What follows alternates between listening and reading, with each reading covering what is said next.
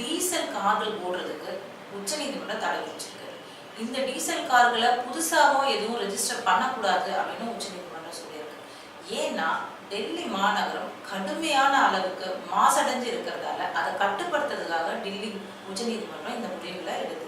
அதன்படி 2000 CC diesel கார்களுக்கும் இது பொருந்தும் அப்படின்னு சொல்லியிருக்காங்க. அது மட்டும் இல்லாம எந்த கார்களும் தேவையில்லாம, எந்த லாரிகளும் தேவையில்லாம தலைநகருக்குள் வரக்கூடாதுன்னு சொல்லியிருக்காங்க. அப்படியே லாரிகள் சரக்குகளை ஏற்றி கொண்டு தலைநகருக்குள் வந்தாக்கா சுற்றுச்சூழல் இழப்பீட்டு கட்டணம் அப்படின்னு ஒண்ணு கொடுக்கணும் அப்படின்னு சொல்லியிருக்காங்க. அந்த கட்டணம் பெரிய வண்டிகளுக்கு, பெரிய வாகனங்களுக்கு 2600 ரூபாயும், சிறிய வாகனங்களுக்கு 1400 ரூபாயும் அப்படின்னு நிர்ணயிச்சிருக்கிறாங்க.